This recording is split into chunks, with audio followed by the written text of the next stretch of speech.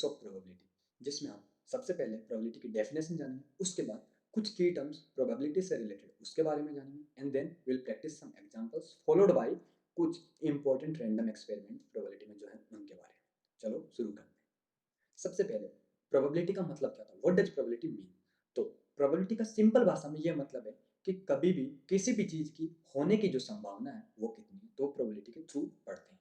How likely is something to happen, ये कब concept काम आता है, जब कभी भी हम किसी भी इवेंट के आउटकम्स को लेकर अनश्योर होते हैं, अनसर्टेन होते हैं, हमें ये पता नहीं है कि जो आउटकम होगा वो पक्का वही आएगा या नहीं आएगा।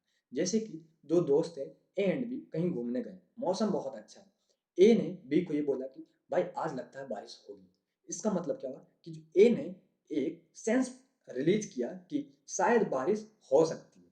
ठीक है, यहाँ पे ही इज नॉट श्योर और सी इज नॉट श्योर कि बारिश होगी, बट हाँ एक अंदाजा लगाया जा रहा है।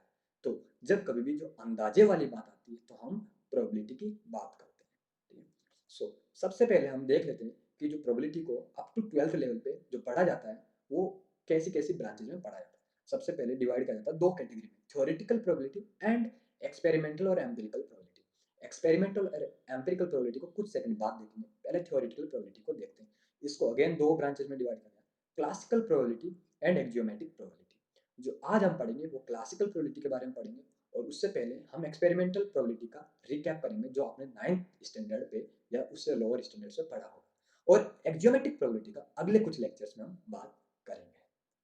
सबसे पहले हम एक्सपेरिमेंट लेते हैं, कॉइन को हम टॉस कर रहे हैं। ठीक है, तो एक कॉइन को सपोज कर लिया कि हमने कितनी बार टॉस किया गया, 5 बार टॉस किया।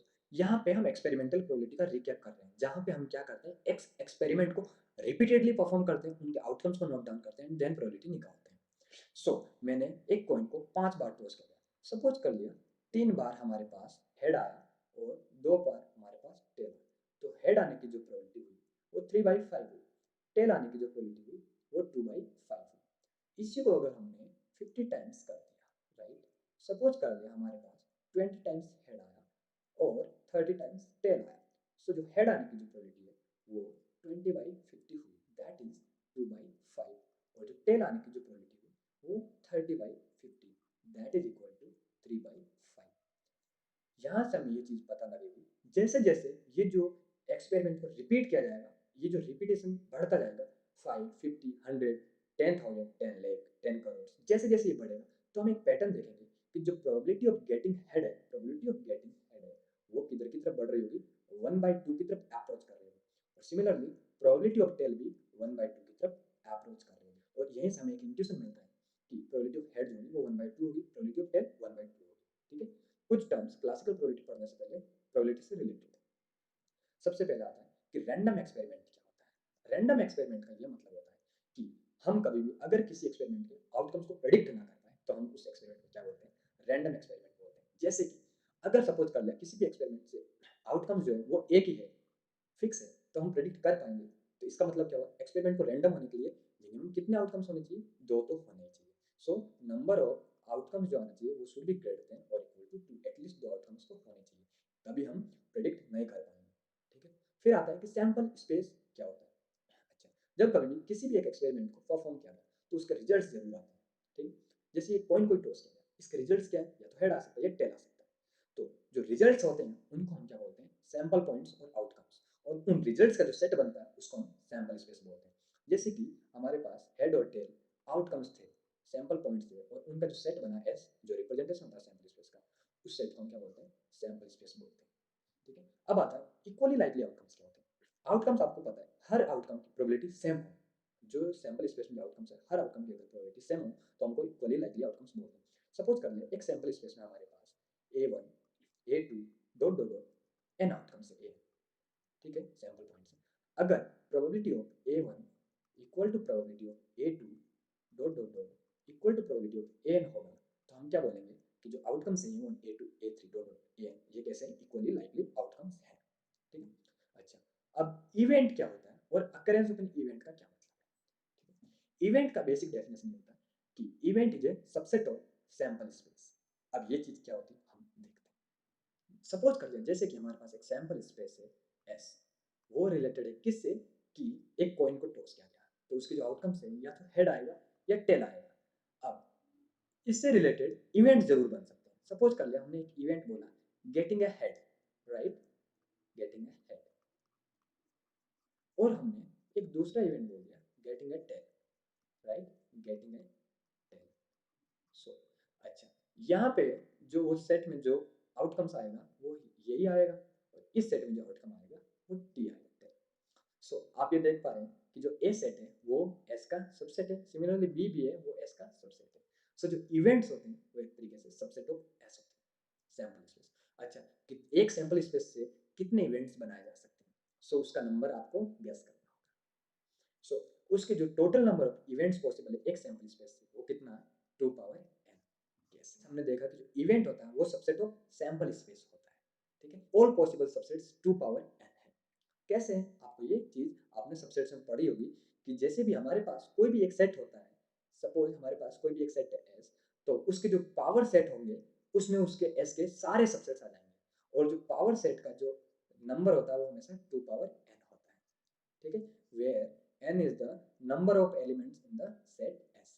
इसीलिए किसी भी सैंपल स्पेस से रिलेटेड एसोसिएटेड जो टोटल नंबर ऑफ इवेंट्स हो सकते हैं वो 2 पावर n हो सकते हैं। चीज क्लियर आता है कि एक इवेंट अकर कब करेगा। अकरेंस ऑफ इवेंट का सिंपल सा मीनिंग है कि अगर इवेंट हो जाए तो हम बोलेंगे वो अकर हो गया। जैसे कि अगर हमने कुछ टाइम पहले एक दो दोस्तों की बात की थी, एक दोस्त ए ने बी को ये बोला कि शायद बारिश हो सकती है, हमने एक इवेंट बना दिया कि बारिश होना, ठीक है। अगर बारिश हुई तो हम बोलेंगे वो इवेंट हो गया, अगर बारिश नहीं हुई तो हम बोलेंगे वो इवेंट नहीं। So it is very simple कि अकरेंस ऑफ एन इवेंट होता है। आगे देखते हैं हम क्लासिकल प्रोबेबिलिटी क्या होती है। सो क्लासिकल प्रोबेबिलिटी का जो कंडीशन है वो दो कंडीशंस के अंदर बनाई गई है। सबसे पहले जो कंडीशन है क्लासिकल प्रोबेबिलिटी की वो है कि हमारे पास जो नंबर ऑफ आउटकम्स होंगे वो कितने होंगे, फाइनाइट होंगे, मतलब सैंपल जो स्पेस का जो साइज है वो कैसा होगा, फाइनाइट होगा। और दूसरा आउटकम्स जो होंगे वो इक्वली लाइकली होंगे। ये आपने देखे थे इक्वली लाइकली होता क्या। और ये जो सैंपल, ये जो दो कंडीशंस के अकॉर्डिंग जो क्लासिकल प्रोबेबिलिटी का एक फॉर्मूला बनाया गया है कि probability of any event A that is equal to number of outcomes favorable to event A divided by the size of sample space, right। ये चीज बनाई गई। ये फॉर्मूला डिराइव कैसे हुआ, वो इसी दो कंडीशंस के अकॉर्डिंग हुआ, और ये हम इसका प्रूफ एक्जोमेट्रिक प्रोबेबिलिटी में पढ़ेंगे। चलो एग्जांपल करते हैं कि एक कॉइन को टॉस किया गया। So experiment, random experiment is tossing a coin. हमें एक प्रोबेबिलिटी निकालनी है, हेड आने की प्रोबेबिलिटी कितनी है, फिर दूसरा निकालना है टेल आने की प्रोबेबिलिटी। हेड आने की प्रोबेबिलिटी को इवेंट ए बोलते हैं, ठीक है। So probability of event A क्या होगा, बी इवेंट हो गया गेटिंग ए टेल, इसकी प्रोबेबिलिटी को हमें पढ़ना है। हमें प्रोबेबिलिटी निकालने के लिए सबसे पहले एक्सपेरिमेंट का एक हमें क्या बनाना होता है, सैंपल स्पेस बनाना होता है। Sample space tossing a coin का एस क्या बना, या तो हेड बना, या तो हेड आ सकता है टेल आ सकता है। तो इसका जो साइज हुआ वो कितना हुआ, नंबर ऑफ एस कितना हो गया, 2 हो गया। सो प्रोबेबिलिटी ऑफ ए अभी देखा आपने क्या होता है, number of A divided by number of S, वो कितना हो गया 1/2, क्योंकि फेवरेबल टू ए तो कितना है, हेड एक ही है। सिमिलरली बी में क्या होगा, number of B divided by number of S, कितना आएगा, अगेन 1/2, क्योंकि बी के जो फेवरेबल है गेटिंग अ टेल वो तो एक ही है, और सैंपल स्पेस का जो साइज है वो 2 है, सो 1/2। और आप देख पाएंगे ये दोनों जो आउटकम्स हैं खोने लाइकली, ये देख रहे हैं कि प्रोबेबिलिटी ऑफ हेड और प्रोबेबिलिटी ऑफ टेल दोनों की प्रोबेबिलिटीज कितनी है, 1/2 1/2। सेकंड एग्जांपल देखते हैं कि एक हमारे पास एक बैग है जिसमें 3 बॉल्स है, red ball, blue ball and yellow ball. Kritika एक बॉल निकालती है बैग में से without looking into it. We have to find out what is the probability of getting a yellow ball, getting a red ball and getting a blue ball. So सबसे पहले sample space बनाते हैं। इसका जो sample space बनेगा वो क्या बनेगा, मैंने रेड बॉल को डिनोट कर दिया आर से, ब्लू बॉल को बी से, और येलो बॉल को वाई से डिनोट कर दिया। अच्छा, ए इवेंट बोला मैंने येलो बॉल का, ठीक है। बी इवेंट हो गया getting a red ball, right. और जो सी इवेंट हो गया getting a blue ball, right. So इसमें इसकी जो प्रोबेबिलिटी हुई, प्रोबेबिलिटी ऑफ ए कितना होगा वो देखिए। सबसे पहले इससे फेवरेबल आउटकम्स, ये एक ही येलो बोल दो, सो ए क्या आ सकता है। और सैंपल स्पेस का साइज कितना हो गया, यहाँ से हमें ये पता गया सैंपल स्पेस का जो साइज है वो कितना है 3, सो 1/3। सिमिलरली प्रोबेबिलिटी ऑफ बी कितना हो जाएगा, रेड बॉल का एक ही हमारे पास फेवरेबल और टोटल कितना है 3 है, सो 1/3। सिमिलरली ब्लू बॉल का हमारे पास एक ही फेवरेबल है, टोटल कितना है 3, सो प्रोबेबिलिटी ऑफ सी भी कितना हो गया 1/3। और यहाँ पे ये देख रहे होंगे कि जो भी आउटकम्स है तीनों ये कैसे हैं, इक्वली लाइकली आउटकम्स है, इसीलिए हम क्लासिकल प्रोबेबिलिटी का फॉर्मूला अप्लाई करते हैं। ठीक है, नेक्स्ट चीज देखते हैं कि हम कुछ रैंडम एक्सपेरिमेंट्स जो मैंने बताया था कि काफी इंपॉर्टेंट होते हैं प्रोबेबिलिटी, उनको पढ़ते हैं। सबसे पहला होता है टॉसिंग अ कॉइन, सेकंड होता है थ्रोइंग अ डाई, थर्ड होता है from a well shuffled deck of 52 cards we draw a card. Right, सबसे पहले हम पढ़ते हैं कि टॉस किया जाता है कॉइन को, उससे रिलेटेड। अगर एक कॉइन को हमने एक ही बार टॉस किया गया तो उसका जो सैंपल स्पेस बनेगा वो हमने देखा है कि वो या तो हेड आ सकता है या टेल आ सकता है। अगर हमने उसको 2 बार टॉस किया गया तो उसका जो सैंपल स्पेस बनेगा ये बनेगा। ये कैसे बनाना है, आपको सिंपल सी बात है। सो आपको एक ट्री डायग्राम याद रखना है, जैसे कि हो सकता है फर्स्ट पे हेड आए, हो सकता है फर्स्ट पे टेल आए। फर्स्ट चीज लेते हैं, फर्स्ट पे हेड आए तो सेकंड पे या तो हेड आ सकता है या सेकंड पे टेल आ सकता है। अच्छा, फर्स्ट पे टेल आए तो हो सकता है सेकंड पे हेड आए या फिर सेकंड पे टेल आए। सो कितने यहाँ पे टोटल आउटकम्स हो गए, 1 2 3 4। तो यही चीज हमने यहाँ लिखी, सैंपल स्पेस बनाने का एक तरीका है यूजिंग ट्री डायग्राम। अब अगर एक ही कॉइन को 3 बार टॉस करें, आप एक चीज समझिए, एक कॉइन को 2 बार टॉस करें या फिर 2 कॉइन को एक साथ टॉस करें साइमल्टेनियसली, एक ही बात है। एक कॉइन को 3 बार टॉस करें या 3 कॉइन्स को एक साथ टॉस करें साइमल्टेनियसली, वो भी एक ही बात है। अच्छा, अब ये एक कॉइन को 3 बार टॉस किया गया, उससे रिलेटेड सैंपल स्पेस बना, या फिर 3 कॉइन को एक साथ टॉस किया गया, ये कैसे बनेगा, इसमें जो आउटकम्स आ रहे हैं टोटल 8 आ रहे हैं। ठीक है, टोटल 8 आ रहे हैं, ये बनेगा कैसे वो देख लेते हैं। ठीक है, अगेन ट्री डायग्राम। हो सकता है फर्स्ट कॉइन पे क्या आया हमारे पास, हेड आया, हो सकता है फर्स्ट कॉइन पे हमारे पास टेल आए, दो ही केस है। अच्छा, यहाँ से हो सकता है सेकंड पे हमारे पास हेड आए, हो सकता है सेकंड पे हमारे पास टेल आए। ठीक है, यहाँ से फिर से हो सकता है हमारे पास फर्स्ट पे हेड आ गया, सेकंड पे हेड आए, थर्ड पे टेल आए, और हो सकता है हमारे पास थर्ड पे क्या आए, हेड आए। राइट, यहीं से सेकंड पे देखते हैं, हो सकता है कि थर्ड पे हमारे पास हेड आए, हेड टेल हेड, हो सकता है थर्ड पे हमारे पास टेल आए। सो कितने बन रहे हैं यहाँ पे, 4। कितने बन रहे हैं, 4। अच्छा, इसको देखते हैं, हो सकता है कि सेकंड पे हमारे पास हेड आए, हो सकता है हमारे पास सेकंड पे टेल आए। राइट, यहाँ से ये भी पॉसिबिलिटी है कि हमारे पास थर्ड पे हो सकता है टेल आए, हो सकता है थर्ड पे हमारे पास हेड आए। ठीक है, यहाँ से फिर हो सकता है हमारे पास थर्ड पे हमारे पास हेड आए, हो सकता है थर्ड पे हमारे पास क्या आए, टेल आए। ठीक है, सो अगेन 1 2 3 4, यहाँ फिर कितने आउटकम्स आ गए, 4। सो 4 + 4 टोटल कितने हो गए, 8 आउटकम्स। तो इस तरीके से आप आउटकम्स को, आपको रिमेंबर करने की जरूरत नहीं है, रट्टा मारने की जरूरत नहीं है, ये थ्रू ट्री डायग्राम्स आप निकाल सकते हैं इजीली, कैसे निकालना है। ठीक है, एक पैटर्न में। तो आप एक पैटर्न देखें यहाँ पे, जब कॉइन को एक बार टॉस किया गया तो जो बना सैंपल स्पेस के साथ वो 2 था, दैट इज 2 × 1। जब 2 बार टॉस किया गया तो वो 4 बना, दैट इज 2 × 2। 3 बार टॉस किया गया तो 8 बना, that is equal to 2 cube. ऐसे ही अगर मैं इसको n टाइम्स टॉस करूँ, सो क्या था, कितना हो जाएगा, 2 × n। ठीक है, सो सिमिलरली यहाँ से एक चीज पता लग गई कि अगर हमने कॉइन को n टाइम्स टॉस किया गया या फिर n कॉइन्स को एक साथ टॉस किया गया तो जो सैंपल स्पेस का साइज बनेगा 2 × n बनेगा। क्लियर है, अब देखते हैं एक डाई को थ्रो किया गया। हम सभी बचपन में और अभी भी रिक्रिएशन के लिए हम स्नैक लेडर और लूडो खेलते हैं। ठीक है, अच्छा, एक कॉइन को हमने एक ही बार थ्रो किया, सॉरी एक डाई को हमने एक ही बार थ्रो किया गया, तो आप ये देखिए उस पर जो नंबर आते हैं या तो 1 आ सकता है, 2 आ सकता है, 3 आ सकता है, 4 आ सकता है, 5 आ सकता है या 6 आ सकता है। ठीक है, वही चीज यहाँ पे लिखी है। ठीक है, सैंपल स्पेस। सो इसका जो साइज हो गया वो कितना हो गया, नंबर ऑफ एस वो कितना आ गया, 6 आ गया।